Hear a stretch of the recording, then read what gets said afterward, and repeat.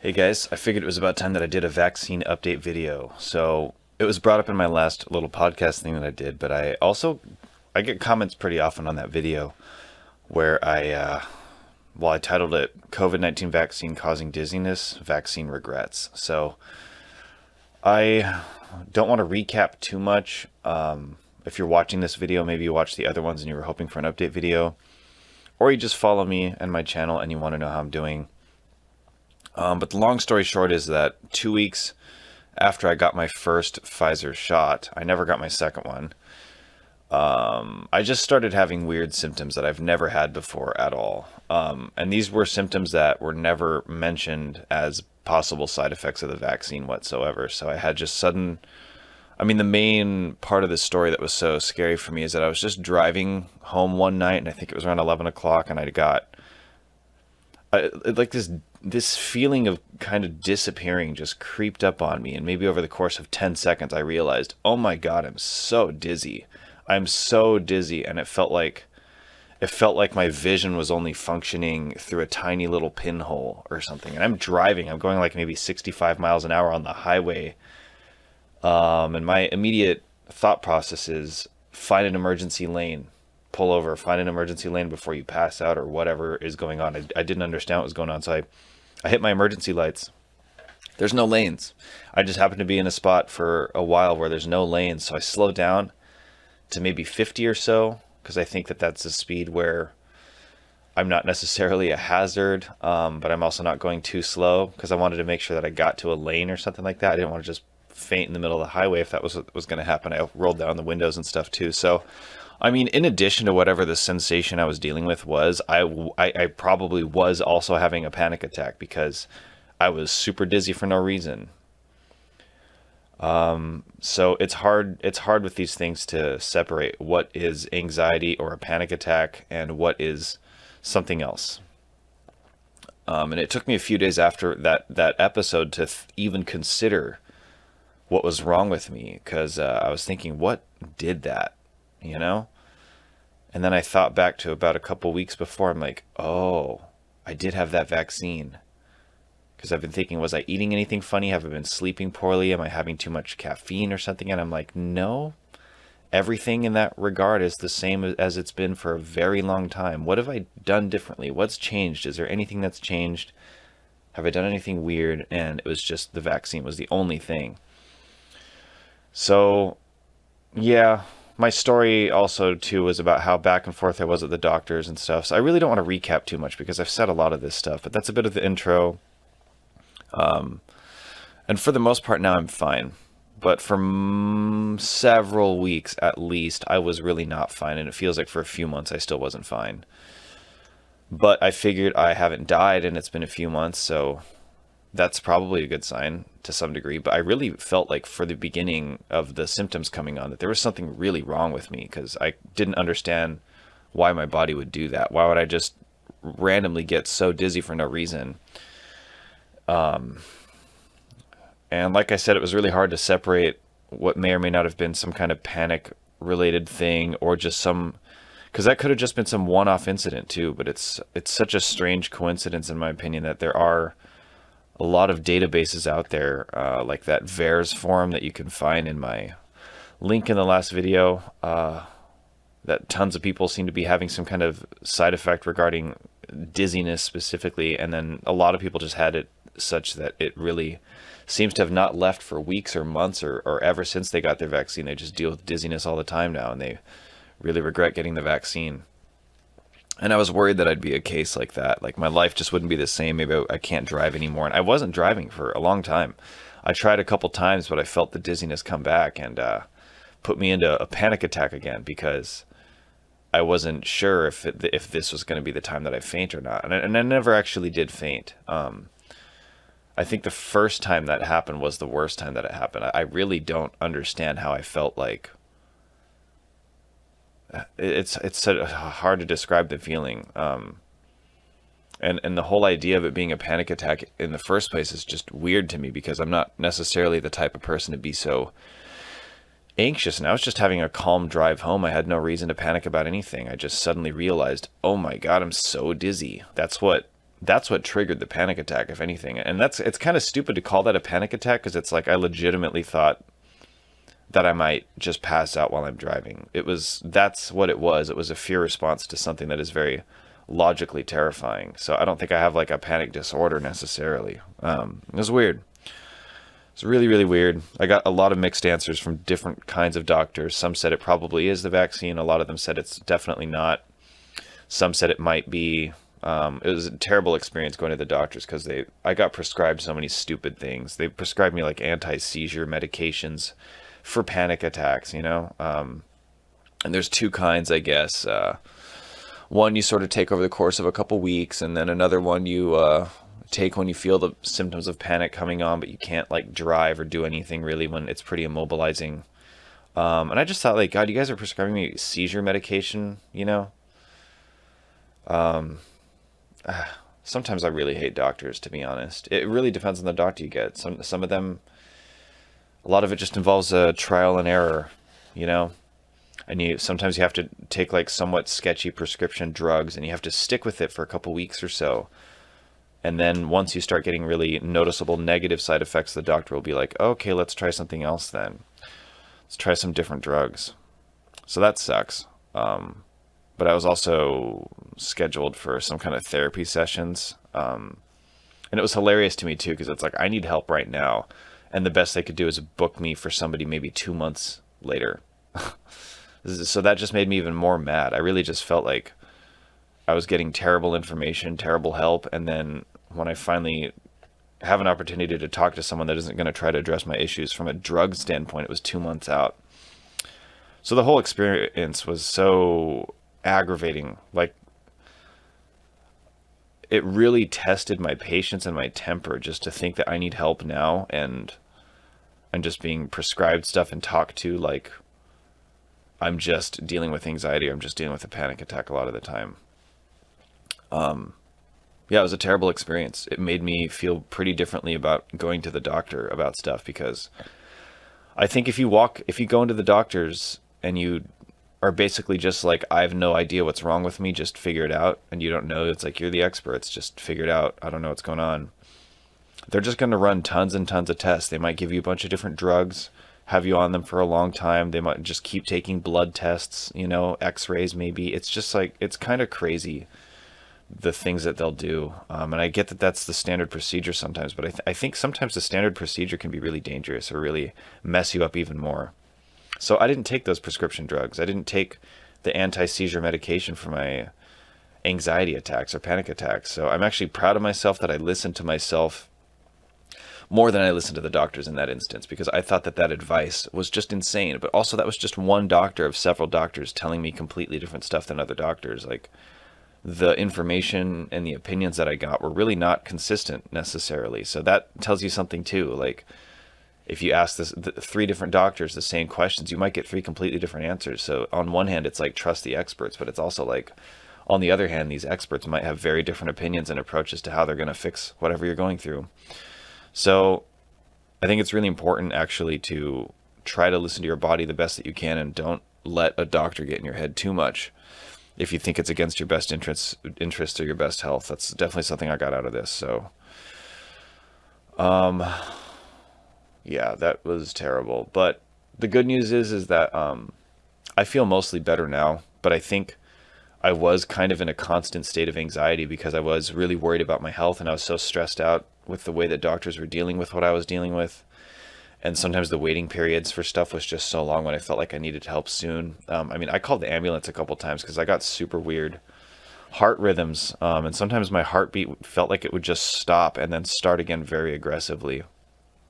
That's something called an ectopic heartbeat, where I think your heartbeat will just delay for a few seconds, and it'll keep opening up and filling up with blood, and then bam, it'll squeeze blood out, because that's how the heart pumps blood. But I learned, I guess, when you're in a high state of anxiety, and sometimes a lack of sleep can contribute to this, and I definitely had a lack of sleep during those times, I would get those somewhat frequently. And that was another thing. I thought, that's something super wrong with me. What is wrong with me? I feel this super terrible discomfort in my chest, and it kind of radiates through my whole body. It feels horrible. Made me really concerned about my heart. And I never even had the opportunity to talk to a cardiologist. Sometimes the doctor would just say, oh, it's a heart palpitation. That's definitely not a heart palpitation, unless you just mean some vague sense of like a heartbeat being a little bit irregular or something. There's a lot more specific terms that you can use for the kind of irregularity in your heartbeat. And I felt like some of the doctors were just like, oh, that's just a heart palpitation. Do you drink caffeine? You know, it's just like, shut up. That's not what I'm dealing with here. This is new. I've never had these before. Can we monitor my heart or something like that? And I even had heart monitors. And unfortunately, when I had the Holter monitors, I just didn't really have those episodes so much. But over time, I did start to realize or accept that I think that this stuff is highly correlated with anxiety, my ectopic heartbeats. And this is something that I had to diagnose myself because I couldn't go to the doctor and just say, hey, what is this? You know, this is happening like right now. Do you feel that? What is that? I never had that opportunity. Yeah. So when you basically my story is some really random health stuff came up, I think, right? Because I don't know if me being dizzy was something else, but that really messed with me. And to some degree, what I was dealing with was definitely just panic and anxiety, but to an extreme that I've never felt before because I was really, really worried about my health and really pissed off at how the doctors were dealing with it. So that messed me up bad for a long time. And so the only symptom I have now, I would say, if it is from the vaccine at all, who knows? Sucks that you can't confirm any of this stuff, but it would be like tension in my neck and sort of upper back area. And sometimes that radiates to my head a little bit. You know, the neck muscles and the back and the upper shoulder muscles, they're all kind of connected. And then also my breathing, I would say. So I feel like my body is kind of sometimes stuck in a psychological state of panic because of all the trauma from what I went through. It's like my body kind of learned to carry trauma in a sense because I was in that state for so long. So it's hard for my body to just relax and loosen up sometimes, especially when I'm driving. And it's weird because I'm not scared driving now, but it's almost like my body has some kind of deep subconscious trauma associated with driving. And sometimes that kind of locks up the way that I want to breathe. And maybe my breathing becomes kind of unnatural and it causes tension in my neck and head area because there's a saying out there that your brain doesn't care how it gets oxygen, it's going to get oxygen. So sometimes if you're anxious and you're in a panic state, your kind of core muscles or whatever muscles kind of tense up and lock up, and you need those to relax to kind of create space for your diaphragm to move and get air into your lungs. But if that is all locked up, then your brain is basically going to start maybe using your neck muscles to start pulling your rib cage up and create that negative space in your diaphragm to get oxygen in. So that's called like scalene breathing, when you use more of your upper body and chest muscles to breathe as opposed to your diaphragm and belly type of breathing.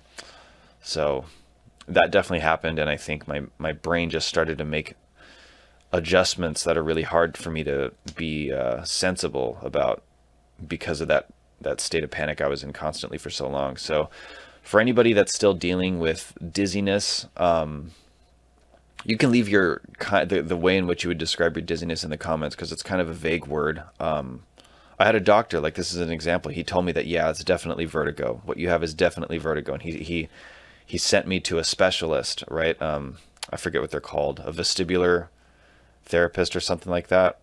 I hope that's the right word. But anyway, she says, oh, it's definitely not vertigo. You know, how frustrating is that you go to the doctor has so much confidence that it's vertigo, and then you go to the specialist that they refer you to, oh, it's definitely not vertigo. You know how much time I spent to go to that doctor and then go to the one that was a specialist in that thing, and then the specialist tells me that's not the thing? I mean, geez, how unprofessional, you know? So that kind of experience happened at so many levels with what I went through. So it made me so angry. So angry. Like I really carry a lot of bitterness and anger because of how much I just got tossed around and how comfortably they would throw these drugs at me that have serious side effects. And just blood test. Like they're just taking my blood, and oh my gosh, hated it. terrible, miserable experience, and it's hard for me to just not hate the doctors now a little bit, to be honest. I don't hate them on a personal level, but I just kind of I hate the way that the industry is, you know. In some ways, it feels so primitive and careless. I'm sure things will get better in the future, hopefully, but some of that stuff just felt so reckless. And like, what year is it, you know? But yeah, that's kind of my thing. So if you're still having side effects, try to accept that you've taken the vaccine and there's nothing that you can do. And it's hard to say if there's anything any doctors can do, because all the doctors are trained to believe that it's not the vaccine, you know, that this vaccine is to be trusted and it's fully tested. So it's definitely not the vaccine. And if it is the vaccine, they're not really sure what to do anyway. And you're going to get mixed answers from doctors, most likely. And it's really hard to get referred to any specialist because they just sort of dismiss whatever you're dealing with as anxiety because it's dizziness or whatever. So I think you just have to accept that that's how it is. But you also have to be open-minded to the fact that it could be some kind of panic or anxiety related issue, because once panic and anxiety hit a certain threshold, it's different. It's not like, oh, you know, I'm hanging out somewhere in a social setting and I feel uncomfortable and anxious. You have to imagine that turning that sensation up and multiplying it by 10 is going to have a very different effect on your body than like a social anxiety might. And I think everybody deals with social anxiety. They worry about being judged or something, you know, or rejected or something like that. But the kind of anxiety that your body feels when you're dealing with that kind of anxiety versus like somebody pointing a loaded gun at your face, right?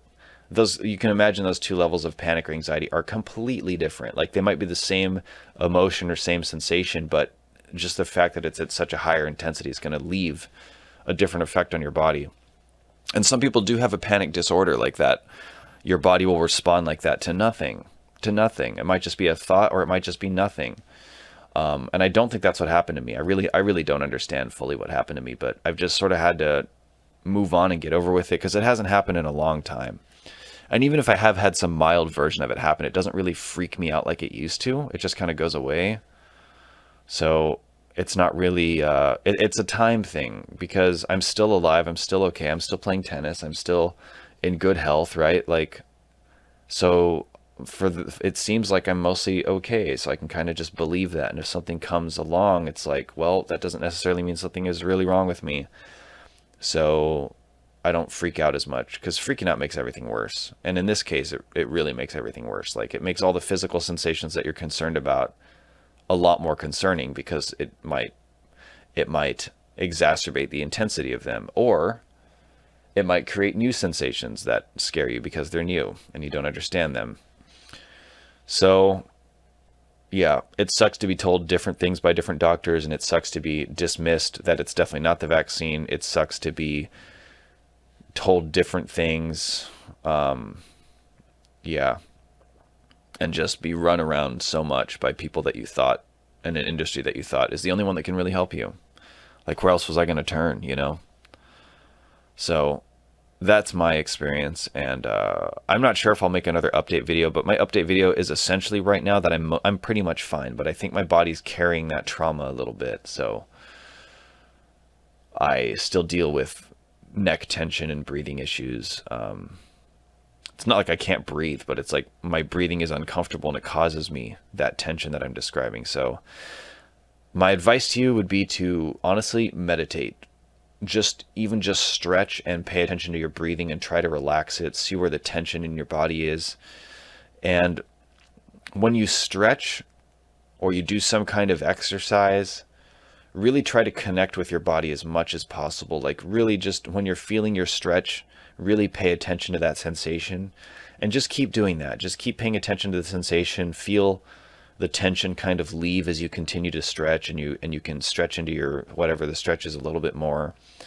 Just really dedicate as much of your mental capacity to that as possible, because that can bring you to a very meditative state. When you are doing something with your body that is challenging, if you really pay attention to it, it can just occupy your mind in a way that really connects your mind to your body. We spend so much time just thinking about stuff, you know, like what you did today, what you need to do tomorrow, maybe something somebody said, or you know what I mean? Maybe you're watching a show.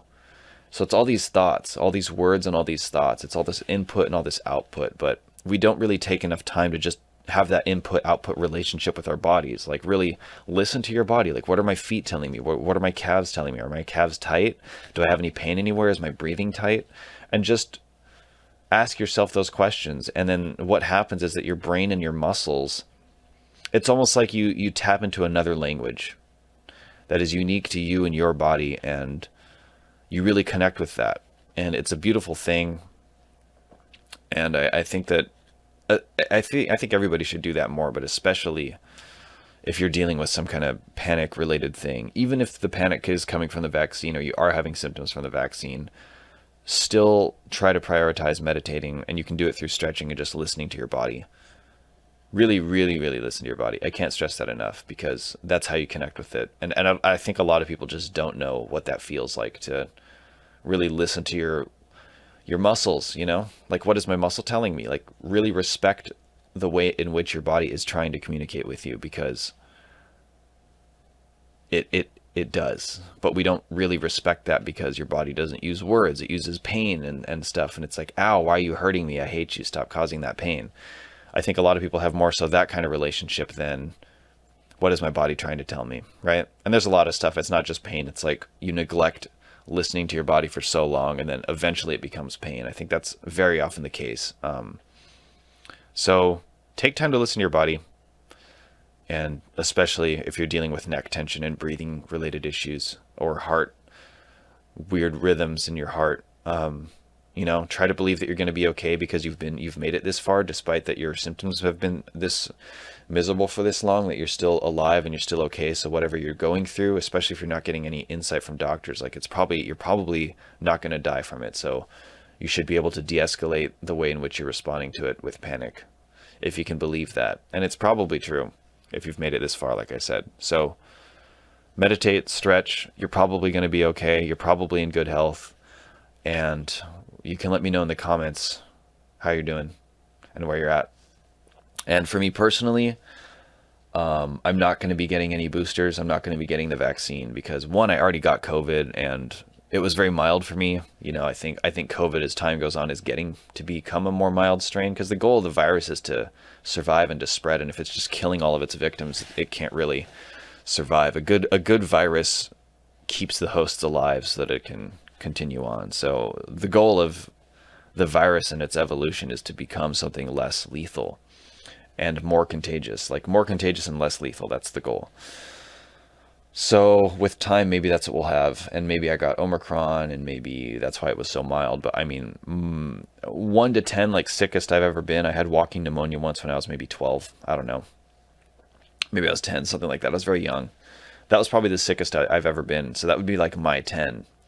And I've had some pretty bad flus and food poisoning and stuff. I'd put it like an 8 or a 6, you know? So what I went through, honestly, with like the worst of my COVID, I'd have to put that at somewhere between a 1 or a 2. It was to the point where I was like, am I sick? Am I coming down with anything? I kind of have a headache. Do I have a fever? I don't know. I kind of have an achy body, sort of. And it was kind of like that for a couple of days, and then it started going away. And I guess I thought, I guess I'm fine, but I decided to get a COVID test anyway, and I tested positive. So I did a few other tests, and everything was positive. So I definitely had COVID. So I believe in my natural immunity to it because I did get it and I did recover. There's some narratives out there that the vaccine prevents against it better than natural immunity does, and that's just I don't even think that's true. The most legitimate study ever done on this is highly censored. You got to understand, the media is very careful not to tell you anything that would give you any reason to think that you shouldn't get the vaccine. So they don't talk about stuff like natural immunity, because people might think, oh, well, maybe COVID isn't that bad. Maybe I don't need to get the vaccine. And it sounds like if I do get it, I'll be fine, and then I'll have natural immunity, so I'll be fine. So if people start thinking that way, they're just not going to get the vaccine. And I'm not trying to go into some conspiracy here that they're trying to force everyone to get the vaccine for money or something. I'm just saying that their goal is to get everybody vaccinated so that they can prevent hospitalization and prevent the spread of COVID. So if they have information that may compete with that goal, they're probably going to suppress it. And I think that there's a lot of that going on out there. But I'm just personally not going to let that get to me. That's not going to control my decisions. And obviously, I was open-minded enough to get the vaccine in the first place, and then my stuff just got all messed up. So I'm not doing it again. And then on top of that, boosted people are still getting sick from COVID, and I just don't know when the boosters stop. It just seems like they're never going to stop. You know what I mean? So I'm done. That's what I'm saying is I'm done. I'm done letting the pressure get to me. I'm done worrying about COVID, to be honest. And I don't know. It's just like everything I went through was so terrible and traumatic, and there's just so much toxic social pressure on both sides of the vaccine argument. And even if you're in the middle, because then you get crap from both sides.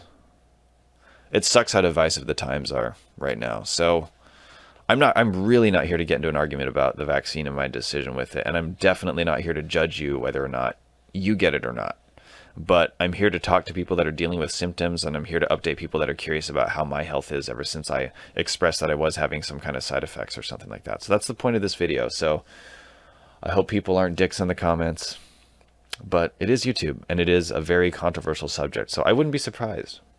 Wouldn't be surprised. But yeah, that's my update video for now. Not sure, again, like I'll make another one, but there it is. Kind of long, but if you needed it, and you needed to hear it, well, there you go. I hope it was helpful, and you can talk to me in the comments. I'll try to get back to you. So yeah, you'll probably be okay, especially if you made it this far. Just remember that. I'll leave it at that for now. All right, bye. See you guys. Thank you for watching.